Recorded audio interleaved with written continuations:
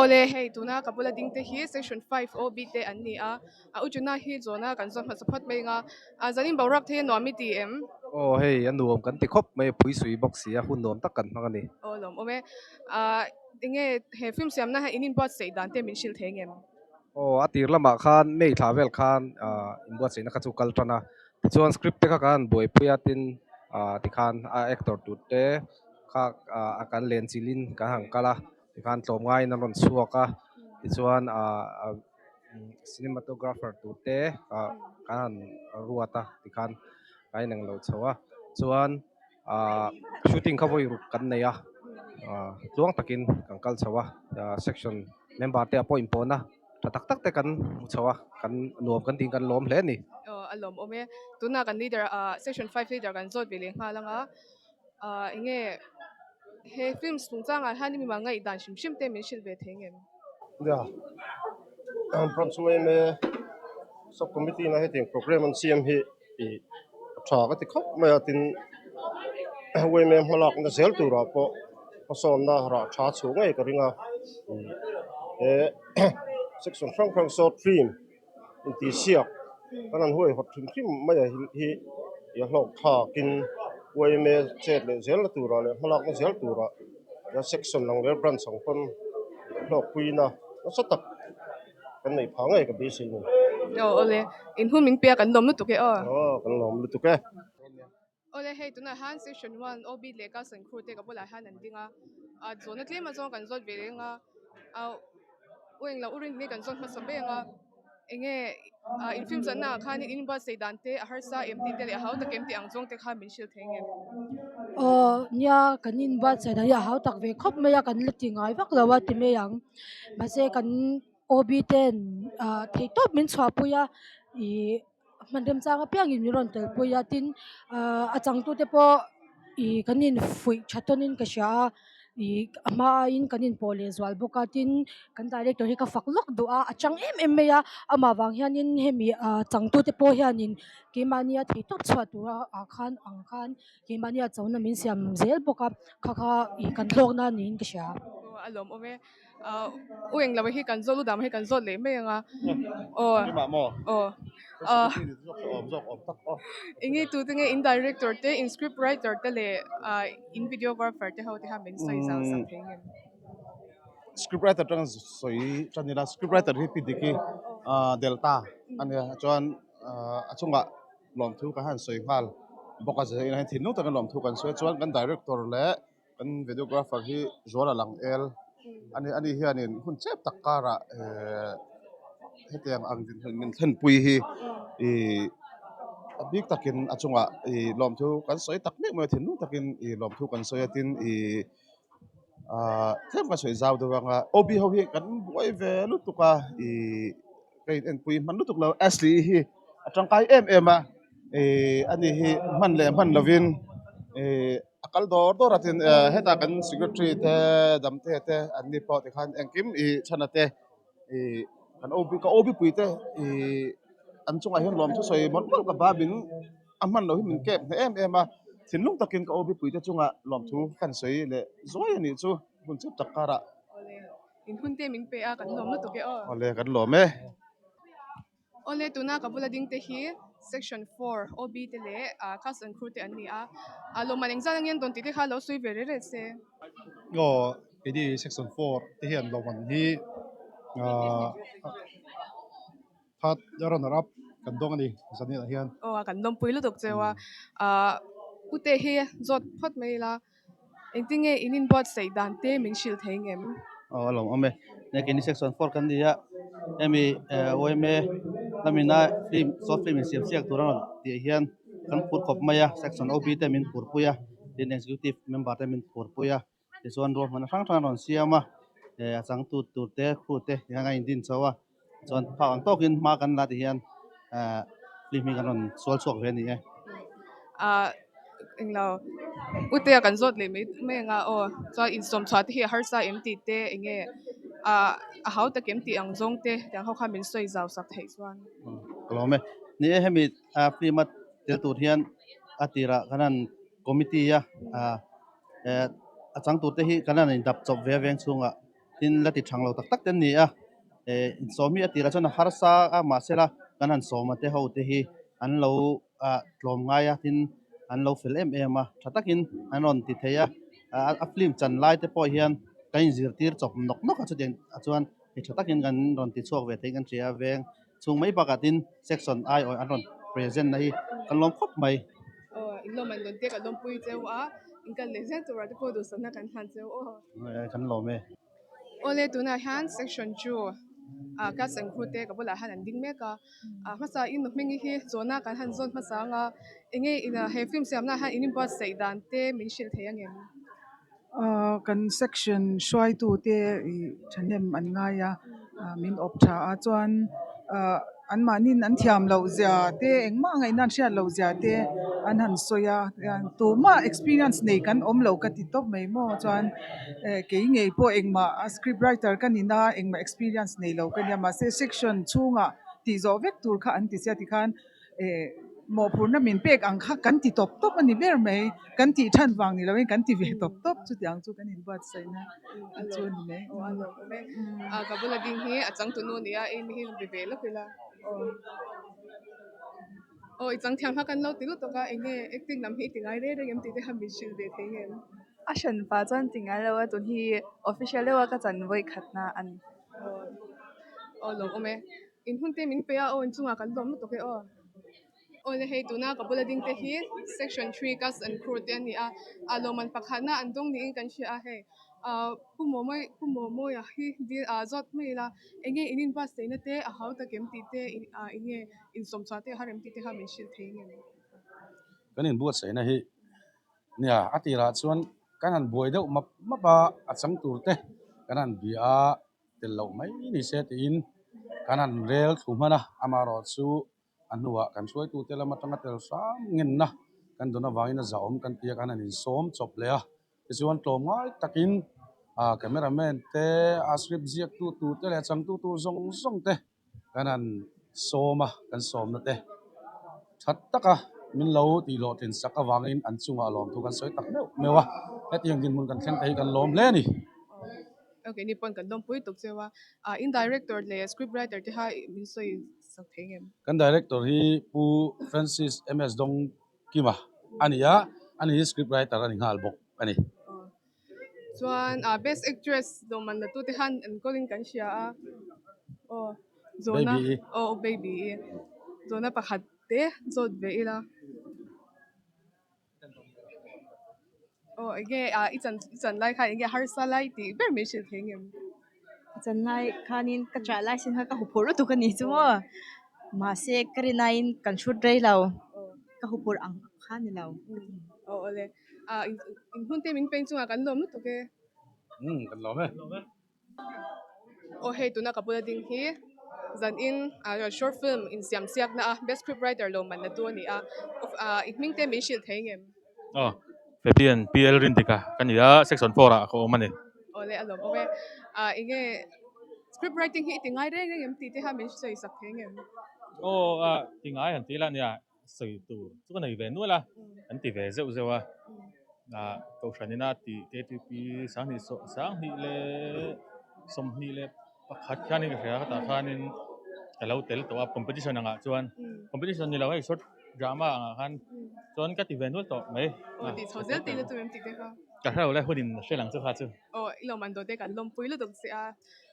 kun min pe ka pan kan lom thu kan sei le ti po ka lo me hei tuna hian kapula ding hi zan in kan short film in siam siak result pon na best actor lo man la tu ni khongai ni ming min shil thengem chuan eng section angai Mình chú S learning liền anh đi cho anh in section 2 và hàng này acting hi tingai re ngem ti te ha min sei sak thengem acting thì cho anh hay main role lâu cho cậu sẵn nữa là cho cái lâu chẳng về phim thấu là cho cái tôi cái main role với khẩn là thằng khóc về chân chozel ti le tu me tụi bây thì lưỡi nó ăn nó in đầy lâu nó ăn phan đi thì em cho cái túm nó ti chozel tin tu mga tro kan lom pui em se cái lom tu cái ole hei kapula han lak na cha em kapula han ding me ka zan in kan short film in siam siak na best actress lo man la tu ni a masa in iming min shin the ngem chuan khoi section nge Kaming chu baby la ram moi baby ti men ko me chuan khoi section section 3 a kanam alom ome chuan enge tun main acting te hi tinga yam ti te ha min soi sak the ngem tingayam tia I KGP Central lamina anon bon saya han katel ve to a chu ni me experience ka nei thun chu ti chozel ti le tu mem ka shela ole opportunity ina zir ni me alom ome kan lom puilu tuk che okay pole ole tuna kabula ding me khi kan branch y me president pu arlel din thara ani a zona tle ma zong kan lo zot vele anga o zan in borak te hi anwami ti em anuam ka ti khop mai karin phak ba kan ni anin pa sin te hi a chai ti em ti te I mu dan te min sei sak theng em a tha ti mai pialam ani anin boss soidan hi kan sub committee lam te heti ka ring phak lowa ka suang tua phak ba kan in boss soidan hi tha ka ti khop mai hi chu nge sarkar ruam man na ang hian te po ang ka tia laya sub committee han ruam man na tan so da ro pui ka ti taksip le tian he film ang zong in awareness kan nei te hi a chai ti em ti te nangma mimal nge ilan te kha min soi sak theng em a tha ka ti hi nia he tiang ang a wei me na kan boi pui ma poi ki ma mi mala po ka lo ve ve ani a nam dang pasal nei chung cha ga hi tiang hen wei me ang hialin kan han chai ta kan han boi pui ta ani a kalom he hian ra tha po a chua ring tak zet ani hun te min pe a tu chu alom thu kan soi ole kalom me he kan hose kan kom vele lo panga ujudi ni a nge zan in borak the no ti em ti te ti zel tla kan ni em ti em ti ha min soi sak theng em kalome zanin hi hei amun hi kan venge ya kan hmanga anuam khop maya mun te atang ringot po hian chuanin short film in sam sak hi veng chung tan mason na thatak anin ka sha chuan ti chun zom zel hi atlak khop mai ka ti chuanin kan veng po in nakina he aya film puitling zok te po in siam na konga hanin ma kan son do ni in ka sha kan veng in host thatak kan nei hi wa nei kan in ti em a he program chang chang te po host chin ning kan sheboka zan ina hian in kwa cha na angin iron ding in sha em ka in pwa cha danang chong kading ka ti cha lo ma se kalom ve chin na chu I veng chung in hete ang program lian thama om te hanin milo she ve china min rin tla ka min ngai hi kaloma chuwang chanin hete ang hi chu zaina po hun thata ka nei the hi kalom ve shim shim ani alom ome hun te min pe bangin kan dom tu ke ke po kalome hei zanina kabula hian nula hriati kan sub committee member zanina pon lampanga kan host aniang chu lai kom ngai jong jong lo kom tu nula fel tak mai a oma zanin hemi kom tu hian in bo sai thaim ka thiang to cha ka in bot sei ve a tun ma hang ka tingai lewa chu ba za ka phur ve em ba kai ma po yan ma se ka tumang cha ka ti cha cha ka in ship harsa itiam harsa ve thau i duang te zonai zo them in pa cha nang em cha ni thei lawa enge hetiang lampanga hian nakin zela po kal chau te iril ru kem hetiang lampanga anti chau zel te hi nge iril ru kem ri ruk em cha ma se he ka ti dura da ani to chan ti nge hi cha ka ti a chu bang chan karon ding ve to pa ni ke ma la hriati ti thakop me zanina he lai muna heng lai kom ngai jong jong te fel fai takina lo ko ma avoi ka ti na ne ya thatak mai na ti theya kan chuanga keni sub committee chong kan chuang tak zetani hriati chonga kan lo me tuna kapula ding me khi u helani ni kan wai me branch documentation sub committee kan chairman ni lai ni zona tle ma zo kan no zo venga enge he film in siam sia turahan enge in bot sei chaudan ti te alo I chwadan ti te ha min sei sak thengem ole lome alo I chwa dan takhi apui via lawa chian ho ti meila I ama chu atang chuanin achak om hei hetiang hi siam achak om me ti khachu semi me na khachuan om thin tho ta ni ti chuan mi pahnih pathum chian ho in leng ti atang ron chhuak ani deuh bera ti chuan a tha lom in poni se sub committee han thlen ve re rengila ti in kan soya ti chuan kan subcommittee meeting kan nei chumi kan soya tanga amasa lebera chuan kan thlena subcommittee committee a khan chuan ti chuan kan rem ti tlanga committee khan chuanin branch a executive a thlenila dilila min pompui thei chuanin kan ba sai donya kan tia chuan branch a kan thlen le anni min rem ti saka ti chuan tun hi kan thlen ta ni alo ome chuan sponsorship kan dung ve no ti han kan shia a khang ti ha min soi sak ke ngem onya kan dong nuala sponsorship hi kan dong nual ti mai ila less day hemi MBOC WWB atang sonin kan hu kan veng mi ami mal chuan a min sai lo mai la chuanin chanim ngai takin min buai puya min dil puya chuan chumi atang chu kan main sponsor de berania chuan agri department agriculture and farmers welfare department chang ha kan hu bok o hun de min pe ai chu kan lom nu to ke o le ke pa kan lo me o tuna kapula ding te hi tun kan film in siam siap na just te anni masa in pura moi hi zona kan zon masa nga enge in dikte a harsa MT te ha min no soi saksi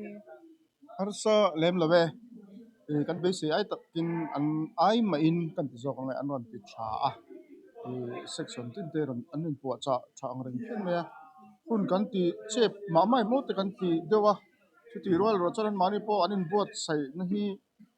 in dai lo ne an tlai ve de lek lek tho chu bang chon hun chep takkara anon ti lo tling sam thei nin kan shia kan lo matin ke ni judge te hi kan ti teng ke ni judge so hi kan ke mani ang kan thiamang tok kan film khur hle me tin kan uluk hle boka kan uluk ma mai mo kan in ti zok ni mani chu tiang vel chu kan ni tiang program thei om chho je sen ti MT te ha min soi sak ne na hi ne ama pon an lo soi fu to nga kan ma son na ro pui tak nin kan shia ti zong chang tlak ania chuan pi le zel kumtin hian nei tai la chuan kan hlut tel bokanga kan veng chunga hian ma son na kan lenga in po zol na te chiat thata in kima veng in long rual kan ni thi pha na tura ta na thil chang kai tak boni don ki sia etili a hlok thak ka ti midang poin an soi ve sela an ngai dan te hei kan judge kan senior judge hian soima saber se toy te in an tha an ti dan le ti kha kan host kal tlang hian soi vek se thain ka sia chu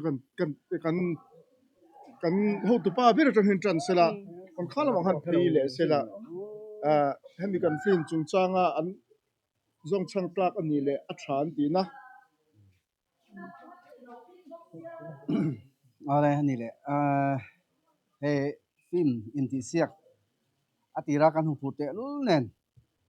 ama su tuna chuan hei mol kan boka section panga in film pakhat chep anon submita lo ting thoka ding kan sia kanan mudana nganon ahun ta kanon submit thei kha kan lom lerwal chuanin an tho ho na kha cha lom kop ne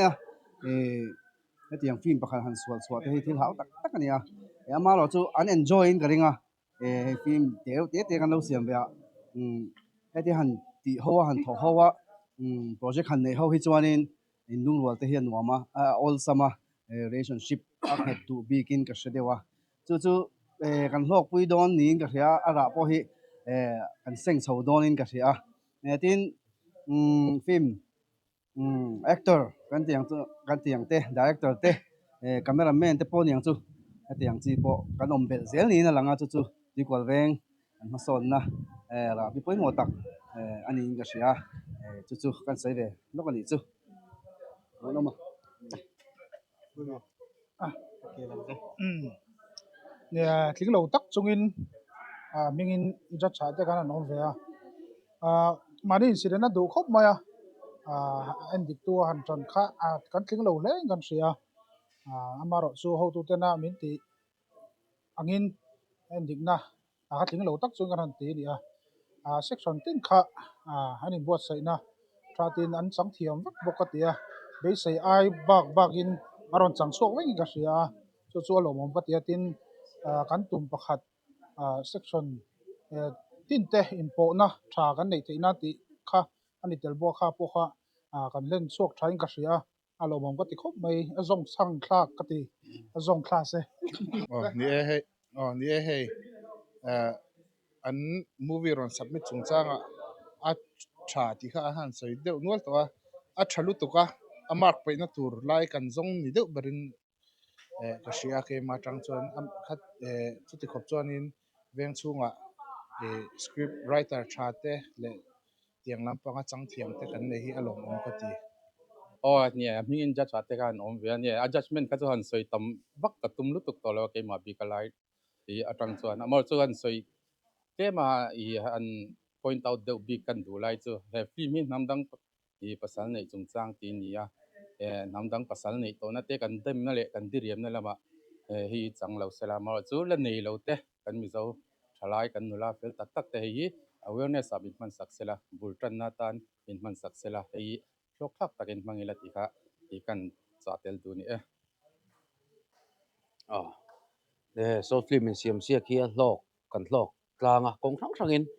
section lampang po alo man tur zat an chiang alo man tur zat ai tamai ni sek lo ta vekin ka ria lep nei vek donin kan ria section tin hian tu section te hlok na ania chu mai pela ma section tin atangin hetiang lampanga mi thatak tak te kan han riat chwa thei phalom khop maya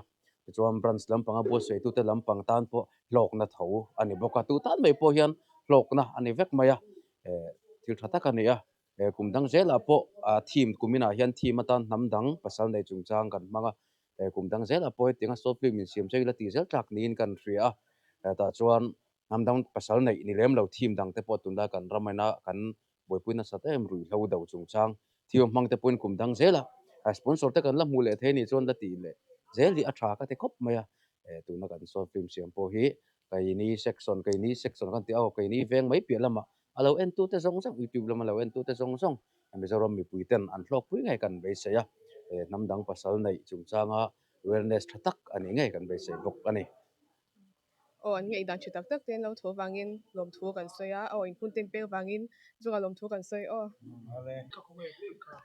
ole khati zong kha zan ina kan short film in siam siak na result wan na le alo man sem na hun man na kan thir thei te chu ni